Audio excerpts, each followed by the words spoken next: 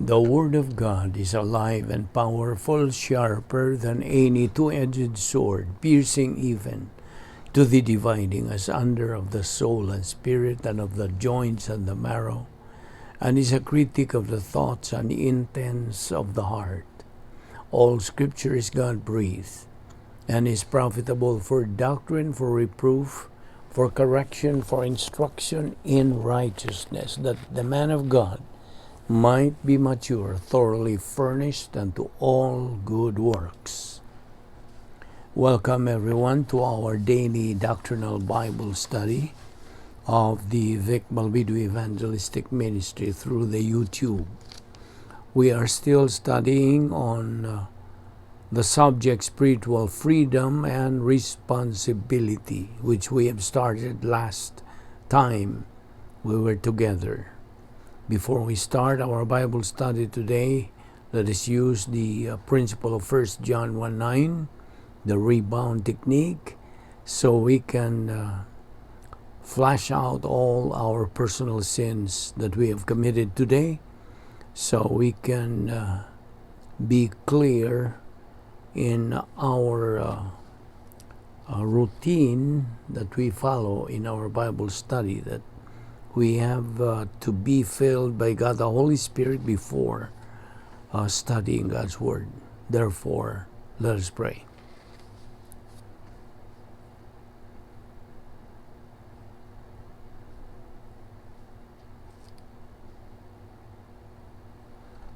Father, we thank you for this opportunity of studying your Word once again. May God the Holy Spirit guide us as we continue studying your truths.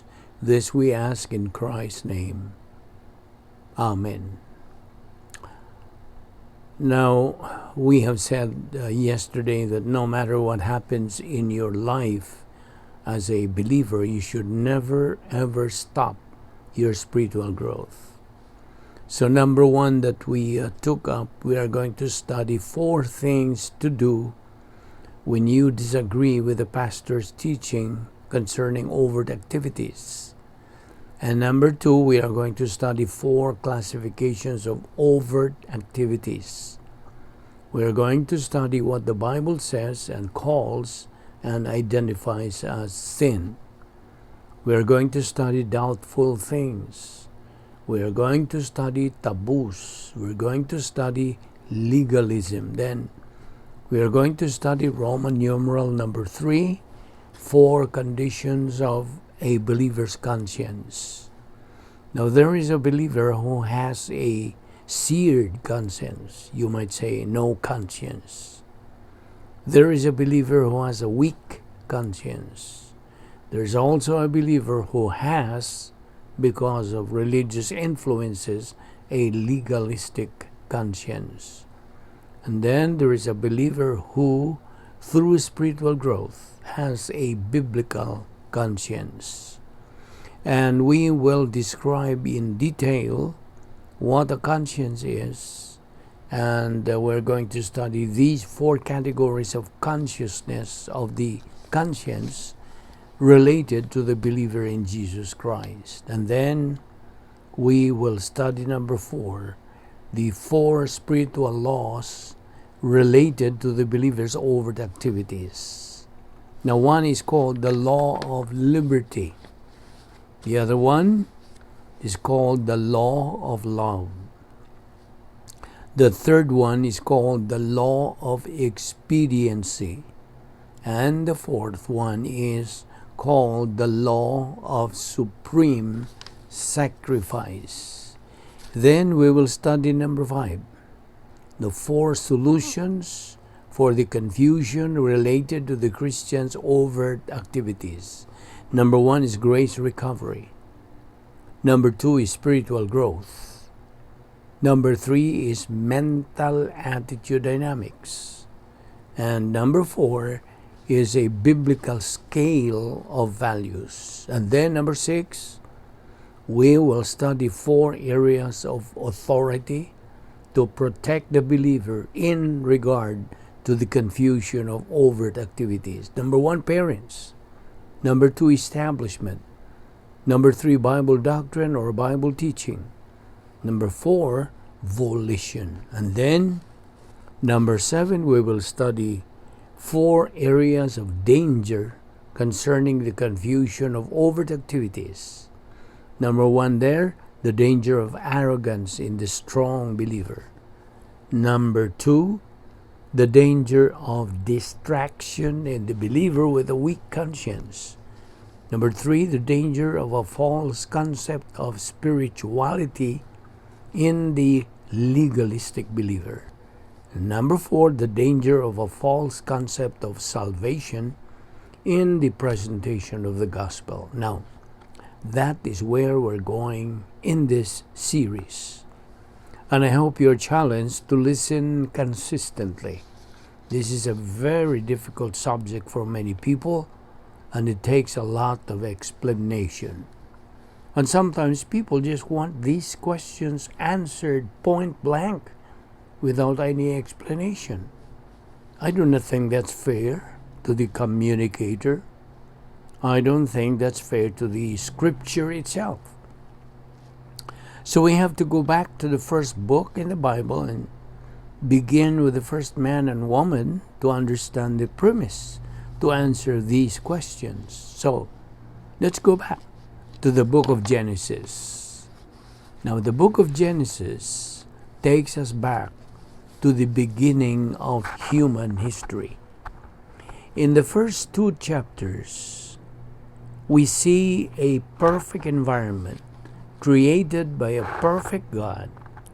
And over again, God looked at what He had made and said, "It is good." In this perfect environment, God placed perfect man and perfect woman and gave them, listen carefully, the gift of freedom. The name of this series is Spiritual Freedom and Responsibility. He gave them the gift of freedom. Now, to make the freedom real, God gave the man and woman real choices. And so in the Garden of Eden, there was a test of the human will. Now, in the first part of Lesson 1, and probably in Lesson 2, we're going to explain why at this point in human history we now have tremendous problems. We're going to explain why man is in a mess that he is, and how God solved the problem before time began, and He provided the solution. Now, first of all, we have to see the creation of the first man and woman. We have to see that God truly gave them the gift of freedom, and He also gave them responsibility. We will see the first test of human volition. We will see the first problem in human history. We will see the first promise of a grace solution. There is always a solution. There's always an option in the plan of God. And as long as you are alive, there are options in your life. So let's begin in Genesis chapter 1, verses 26 and 27. And we are studying the creation of the first man and woman. So let's get a point. Then read Genesis 1, 26 and 27. The first man and woman were created in God's own image. They were designed for accomplishment, engineered for success, and endowed with the seeds of greatness. So when you read Genesis 1, 26 and 27, read it with understanding to the congregation. So God created man and the woman, and He created them in His own image, which means we have the ability to think, we have the ability to make decisions. They were designed for accomplishment, they were engineered for success, and they were endowed with the seeds of greatness. They had soul, spirit, and body, according to Genesis 2:7. When God gives a human being the spark of life, It signifies that God has a purpose for that life. Now listen and understand Genesis 2:7 when it says, "And the Lord God formed a man out of the dust of the ground and breathed into his nostrils the breath of life, and man became a living soul." So man became a living soul. Actually, it says he breathed into their nostrils the breath of lives, which indicates, according to 1 Thessalonians, both soul, spirit, and body. Now, in Isaiah chapter 45, verses 5 to 7, it says, "I am the Lord, there is no other, there is no God besides me. I will gird you, though you have not known me, that they may know from the rising of the sun to its setting, that there is none besides me. I am the Lord, and there is no other. I formed the light and create darkness. I make peace and create calamity. I, the Lord, do all of these things." Now, the purpose of this verse is to tell us that when God gives the spark of life to any human being, He has a purpose for that human being. Now, the next point is the fact that the essence of the first man and woman included body, soul, human spirit, and the ability to think, to make decisions, and to take action. And you can see that in the first 3 chapters of Genesis. So let's stop and think about the creation of the first man and woman. The man and the woman, they had body, dust of the ground, soul and spirit, the breath of lives. They had human life, the spark of life, neshama. They had self-consciousness, mentality, volition, conscience, and emotion. And we will see that they developed their conscience. And therefore, this was the creation of man. And we might add, they were innocent and they were perfect in the beginning, like everything else that God created. Now, you know that the name of this series is Spiritual Freedom and Responsibility. So, let us look at the first test of human volition. Let me make a statement again. In this perfect environment, God placed perfect man, perfect woman, and gave them the gift of freedom. To make the freedom real, God gave the man and woman real choices. So, let's look at the first test of human volition. Number 1, God provided everything that the man and woman needed to live and to be happy.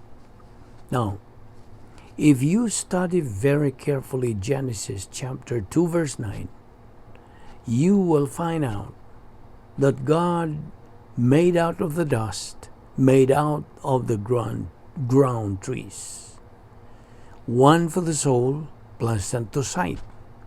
One for the body, good for food. And one for happiness, the tree of life. And therefore God provided everything for man and woman to be happy. But He also gave them a test. It was a test of their freedom. It was a test of the gift of human freedom. So listen to Genesis 2:16. This is a very, very important verse in the concept. Genesis 2:16 says, "And the Lord commanded the man, saying, Of every tree in the garden you may freely eat. You may freely eat." That's what God says. They have the gift of freedom. God gave it to them. Now, many people think we are determined genetically, psychically, environmentally.